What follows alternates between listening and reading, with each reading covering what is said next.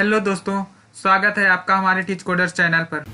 तो पिछले सीरीज में हम लोग रिएक्ट जेएस के कंपोनेंट देखे थे और इस सीरीज में हम लोग रिएक्ट जेएस के साथ जेएसएक्स देखेंगे। ये जेएसएक्स हमारा जो है ये रिएक्ट का पार्ट नहीं है।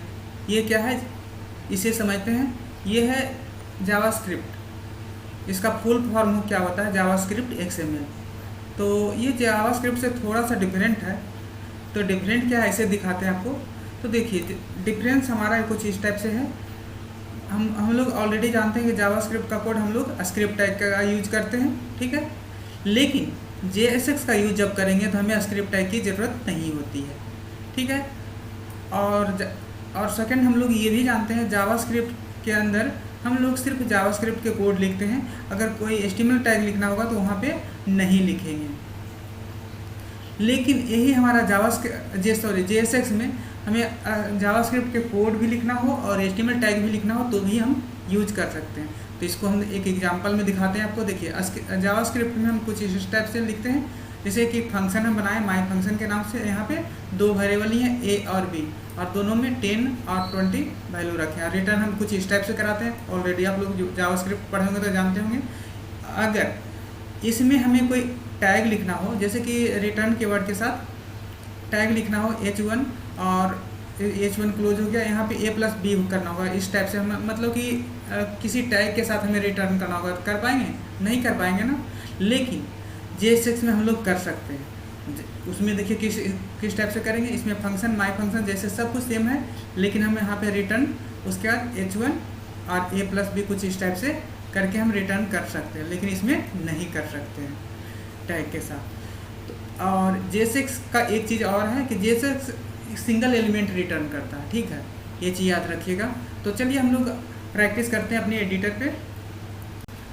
तो यहाँ पे हमने अपना एडिटर ओपन कर लिया है और साथ के साथ हम लोग क्या किए हैं, सर्वर को भी रन कर रखे हैं। तो ये कोड क्या है? ये कोड हम लोग जो पिछले सेशन में हम लोग कंपोनेंट क्रिएट किए थे वही है। पिछले सेशन में हम लोग क्या किए थे इसे भी एक बार थोड़ा सा समझाते हैं आपको। तो पिछले सेशन में हम लोग जो हमारा पब्लिक फोल्डर है और एसआरसी फोल्डर है, ये सारे क्या किए थे, सारे फाइल को डिलीट किए थे। और उसके बाद हम लोग नया फ्रेश बनाए थे। जैसे एसआरसी में app.js और उसके बाद index.js, ये दोनों फाइल बनाए थे। और पब्लिक में index.html। तो इसमें डेटा कैसे जा रहा था? app.js से हमारा index.js में जा रहा था, index.js से index.html में जा रहा था। उसके बाद हमारा डेटा ब्राउज़र पे डिस्प्ले हो रहा था। तो इसी में हम लोग जेएसएक्स से देखेंगे। तो ये देखिए ये क्या है, फंक्शन ऐप। ये क्या है? हमारा जेएसएक्स है। क्यों?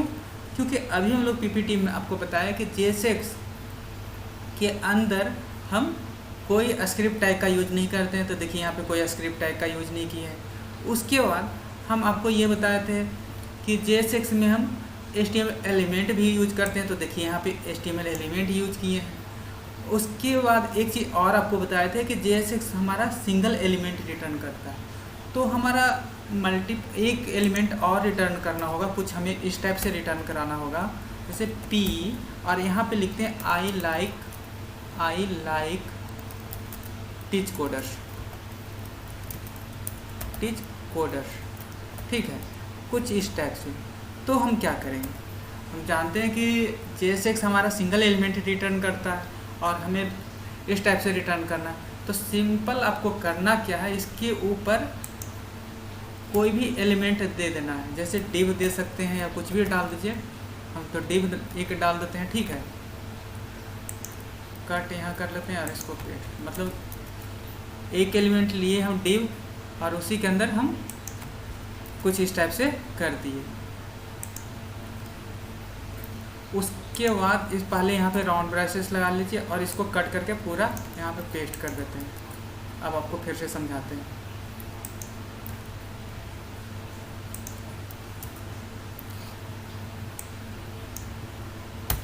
देखिए इसमें क्या हुआ, एक पेरेंट div ले लिए हैं, ठीक है।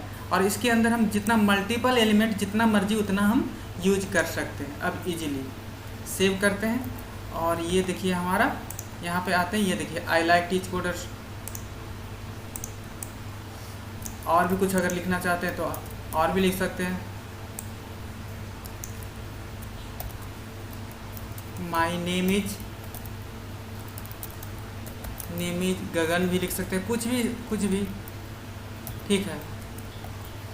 सेव करते हैं, ये देखिए अब जितना मर्जी उतना डाल सकते हैं। कहने का मतलब आपका एक सबसे पहले राउंड ब्रशेस लगाना है। इसको फिर से आपको करके दिखाते हैं आपको एक बार और। रिटर्न कीवर्ड का यूज करेंगे, उसके बाद राउंड ब्रशेस करेंगे, उसके बाद आपको डिव ले लेना है ऐसे, उसके बाद राउंड इंटर कर देना। उसके बाद आप इसके अंदर आपको जितना मर्जी उतना एलिमेंट यूज कर सकते हैं। जैसे welcome to our website, welcome to our website, उसके बाद हेलो टीच कोडर्स, जो भी मर्जी जितना भी आपको करना है आप कर सकते हैं। हेलो टीच कोडर्स, हाय।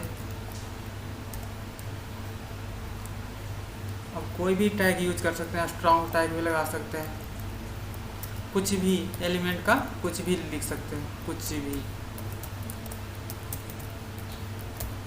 ठीक है, तो देखिए सब कुछ आएगा, देखिए सेवन सब कुछ आ गया है ना। तो ये आपको क्लियर हो गया कि हम मल्टीपल एलिमेंट को कैसे सेंड कर सकते हैं। अब हम आपको सीखना है कि अब इसके अंदर हमें जावास्क्रिप्ट का यूज करना है, तो कैसे करेंगे। तो देखिए यहाँ पे हम मान लीजिए कि लेट ए इजकल टू 10 और लेट बी इजकल टू 20 डाल देते हैं, ठीक है, ओके। अब यहाँ पे हमें ऐड करा करके दिखाना है, तो क्या करेंगे, लेट ए इजकल टू 10 और लेट बी इजकल टू 20। तो यहाँ पे आपको करना क्या है, ए प्लस बी ऐसे कर सकते हैं, सेव करते हैं, एरर आएगा, b is assign but value never use. यहाँ पे असाइन तो हो गया लेकिन इसका यूज यहाँ पे नहीं हो रहा है, ठीक है। चलिए रिफ्रेश करते हैं, यहाँ पे देखिए ए प्लस बी ही रिटर्न कर रहा है, ठीक है। तो यहाँ इसको देखिए, ये जावास्क्रिप्ट को यूज करने के लिए सिंपल आपको करना क्या है, यहाँ पे करली ब्रेसेस यूज़ कर लेंगे और इस टाइप से करली ब्रेसेस यूज़ कर लेंगे। अब देखिए यहाँ पे हमारा ये काम करेगा, ये देखिए 30 यहाँ पे दे दिया, इसको एक BR दे देते हैं या कोई इसको टैग में डाल देते हैं। चलिए यहाँ पे कोई टैग में डाल देते हैं H4 और इसको कट करके इसमें डाल देते हैं और पेस्ट। टोटल यहाँ पे लिख भी सकते हैं, टोटल वैल्यू एज,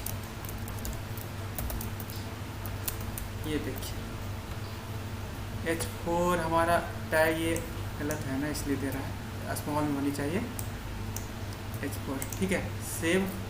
अब देखिए अब ये हमारा काम कर गया। तो आप लोगों को समझ में आ गया कि JSX क्या है। JSX देखिए सिंगल एलिमेंट रिटर्न करता है, JSX में हम HTML एलिमेंट भी रिटर्न कर सकते हैं और JSX में आपको जावास्क्रिप्ट का भी यूज करते ही हैं। अगर आपको एलिमेंट के अंदर कुछ जावास्क्रिप्ट के कोड लिखना है तो आप करली ब्रेसेस के यूज करके आप इस टाइप से कर सकते हैं। तो आई होप कि यह सारा आपको कॉन्सेप्ट अच्छे से क्लियर हो गया होगा। तो दोस्तों प्लीज़ लाइक ज़रूर करिएगा, बहुत ही मेहनत करना पड़ता है। किन्हीं को टॉपिक से कोई रिलेटेड कोई क्वेश्चन हो या डाउट हो तो हमारे कमेंट बॉक्स में अपना कमेंट डालेंगे, ताकि आपके डाउट या क्वेश्चन को अच्छे से हम क्लियर कर सकें। दोस्तों हमारे चैनल को सपोर्ट करने के लिए प्लीज़ आप लाइक करेंगे, कमेंट करेंगे, शेयर करेंगे और सब्सक्राइब करेंगे, जिससे हमारा मनोबल बढ़ते रहेगा और आपको ये लिए रिसर्च करके एक अच्छे से अच्छे टॉपिक पे हम वीडियो लाते रहेंगे, जिससे आपका करियर डेवलप होते रहेगा। तो मिलते हैं दोस्तों नेक्स्ट वीडियो में नए टॉपिक के साथ, तब तक के लिए धन्यवाद।